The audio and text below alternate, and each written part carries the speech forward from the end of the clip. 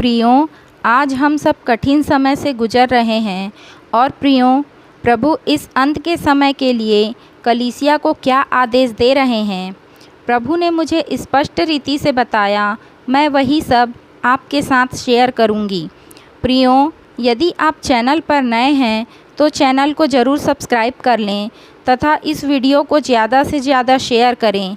क्या जाने आपके द्वारा कोई आत्मा नाश होने से बच जाए।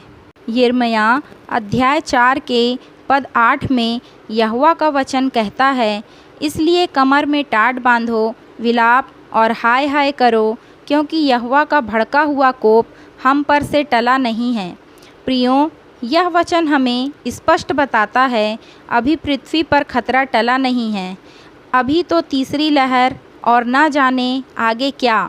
लेकिन प्रियों, अब समझदारी इसी में है कि हम हर समय तैयार रहें, खुदा से लिपटे चिपटे रहें, हर बुराई को त्याग दें, क्योंकि अन्य जाति तो नहीं जानती, लेकिन हमको पता है हमारा न्याय होना है और उसी के आधार पर हमें स्वर्ग या नर्क को पाना है। लेकिन प्रियों, हम मूढ़ों की नाई आज भी अपने दिनों को व्यर्थ तो नहीं बिता रहे हैं।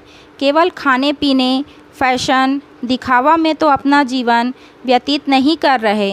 यदि आज भी हम सचेत नहीं हुए तो हम बहुत बड़े धोखे में हैं। जैसा यिर्मयाह अध्याय 4 के पद 22 में यहोवा का वचन कहता है, क्योंकि मेरी प्रजा मूढ़ है, वे मुझे नहीं जानते। वे ऐसे मूर्ख लड़के हैं जिनमें कुछ भी समझ नहीं। बुराई करने को तो वे बुद्धिमान हैं, परंतु भलाई करना वे नहीं जानते। यिर्मयाह के अध्याय 3 के पद 14 में प्रभु कहते हैं, हे भटकने वाले लड़कों, लौट आओ, क्योंकि मैं तुम्हारा स्वामी हूँ। लेकिन आज लोग भटकते ही जा रहे हैं। वे सोचते तो हैं हम प्रभु के मार्ग में ही चल रहे हैं, लेकिन शैतान कब उन्हें भटका दे रहा है वे यह जान ही नहीं पाते। आज बहुत से नौजवान इल्यूमिनेटी, जो शैतानवाद की एक संस्था है, उसके चिन्हों को, जैसे कि 2 उंगलियों से वी शेप बनाना, तर्जनी और छीनी उंगली से शैतान की सींग बनाने को कूल समझकर या बड़े स्टारों को देखकर वे भी ऐसा करते हैं। और विभिन्न प्रकार के टी शर्ट, कैप आदि में शैतानवाद के चिन्हों को वे फैशन के नाम पर पहनते हैं और अनजाने में ही शैतान को महिमा देने लगते हैं। वे कब शैतानवाद में फंस गए जान ही नहीं पाते। आज पूरे विश्व में नग्नता, निर्लज्जता और व्यभिचार अपने चरम में है। फैशन के नाम पर कपड़े छोटे होते जा रहे हैं, लेकिन यदि कोई ऐसा पहनने से मना करे, उसे ही गंदी विचारधारा और छोटी सोच का साबित कर दिया जाता है। और व्यभिचार का क्या, आज तो छोटे छोटे बच्चे भी इसमें शामिल हो गए हैं। इन सब ने देश को अशुद्ध कर दिया है। जैसा कि यिर्मयाह अध्याय 3 के पद 9 में लिखा है, उसके निर्लज्ज व्यभिचारिणी होने के कारण देश भी अशुद्ध हो गया। उसने पत्थर और काठ के साथ भी व्यभिचार किया।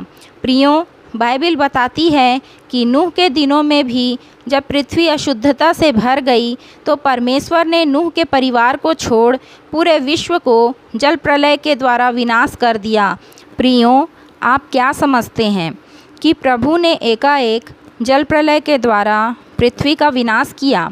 नहीं, मतूशेलह के जन्म के पहले ही हनोक को आने वाले संकट का संकेत परमेश्वर के द्वारा मिल चुका था। और संकेत के अनुसार हनोक ने अपने पुत्र का नाम मतूशेलह रखा, जिसका अर्थ है जब वह मरेगा तब वह घटना घटेगी। इस तरह प्रभु ने उस समय के लोगों को मतूशेलह के रूप में एक बड़ा चिन्ह दिया था और परमेश्वर ने उसे 969 वर्ष की लंबी आयु भी प्रदान की, जिससे लोग अपनी बुराइयों को छोड़कर परमेश्वर की अधीनता को स्वीकार कर सकें। लेकिन बड़े दुख की बात है कि पूरी धरती में से केवल 8 लोग ही जीवित बच पाए। और आपको यह जानकर आश्चर्य होगा, मतूशेलह की मृत्यु के पश्चात ही जल प्रलय आया। यही नूह का समय फिर दोहराया जा रहा है। आज भी लोग उसी समय के लोगों के समान खाने पीने, शादी ब्याह और घर बनाने में ही व्यस्त हैं। प्रभु करुणामय परमेश्वर के साथ एक न्यायी परमेश्वर भी है। वे लोगों को पर्याप्त समय देते हैं। वे अपने दासों के द्वारा लोगों को इन सब के प्रति सचेत करते हैं। वे हमारे लिए वचन रूपी खाद पानी की व्यवस्था कर हमारे फलवंत होने का इंतज़ार करते हैं। लेकिन जब हम उसमें बने नहीं रहते तो हम फलवंत होने के बदले सूखने लगते हैं। और प्रियों, जब कोई पेड़ सूख जाए तो फिर वचन कहता है कि फिर उसका कोई काम नहीं, फिर वह काटा और आग में झोंका जाता है। प्रियों, आज वह समय है जब हमको स्वयं फलवंत होना है, बल्कि दूसरों की भी सहायता करना है कि वे फलवंत बने। ये आपका परिवार, रिश्तेदार, दोस्त और समाज हो सकते हैं।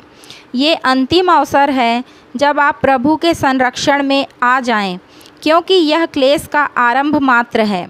प्रभु ने विगत दिनों मुझे केवल लोगों को यही चिताने के लिए स्पष्ट रीति से प्रकाशन दिया, क्योंकि अब वह समय आरंभ हो चुका है जब धर्मी और अधर्मी अचानक ही प्रभु के पास चले जाएंगे।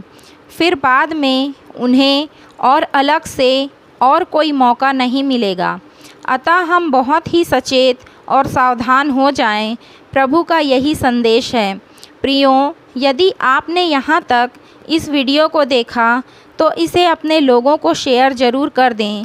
इससे हमें पैसे नहीं मिलते और आपको भी शेयर करने में पैसे खर्च नहीं होंगे, लेकिन प्रभु का कार्य आगे ज़रूर बढ़ेगा और शायद आपके प्रयास से कोई आत्मा नाश होने से बच जाए और स्वर्ग में आपको इसका प्रतिफल अवश्य मिलेगा।